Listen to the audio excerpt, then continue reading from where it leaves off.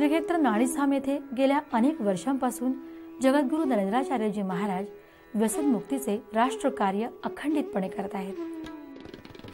एकदा का मनुष्य दारू, गुटखा, तंबाखू अशा दुर्व्यसनांच्या आहारी गेला की त्याला त्यातून सोडवणे म्हणजे महाकठीण काम।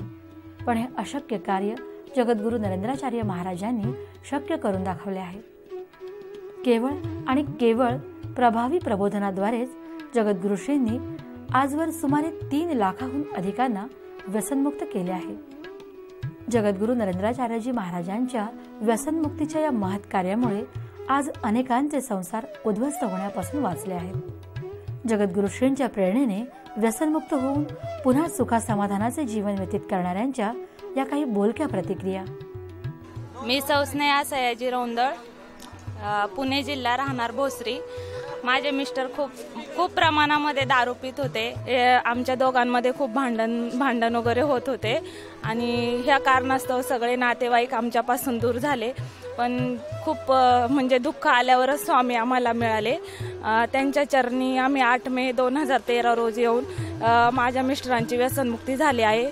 तेव्हापासून आमचा संसार सुख समाधान आणि खूप भरभराटीचा झाला आहे आणि आम्ही दोघे आता जोडीने स्वामींच्या दर्शनाला आणि ह्या शिबिराला आलो आहोत। आज जे प्रवचन ऐकलंय माऊलींचं त्याच्यातून एकच उपदेश सगळ्यात मोठा मला वाटला, जो माझ्या मनावर बिंबवला गेला आणि मी दारू न पिण्याचा निर्णय घेतलाय। तो म्हणजे आज जे मी करतो आहे त्याचं अनुकरण माझा मुलगा उद्या करेल आणि तोही उद्या दारू प्यायला लागेल।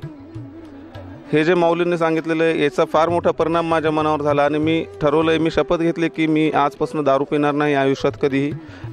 व्यसनमुक्त झालेल्या व्यक्ती आपल्या परिवारासमवेत सुखासमाधानाने पुन्हा जगद्गुरुश्रींच्या भेटीकरिता येतात, तेव्हा आपल्या लेकरांना पुनश्च सुखी झालेले पाहताना जगद्गुरुश्रींना होणारा आनंद अवर्णनीयच असतो। व्यसनमुक्त होण्यासाठी श्रीक्षेत्र नाणीधाम येथे येणाऱ्यांना व्यसनमुक्तीकरिता एक नवा पैसाही द्यावा लागत नाही। इथे येण्यासाठी आवश्यकता असते ती फक्त इच्छाशक्तीची। कोणत्याही जाती धर्माची व्यक्ती व्यसनमुक्तीकरिता नाणीधाम येथे येऊ शकते। जगद्गुरू नरेंद्राचार्य महाराजांच्या प्रभावी प्रबोधनामुळे आज अनेक लोकांना व्यसनमुक्त होऊन जगण्याची नवी दिशा मिळत आहे।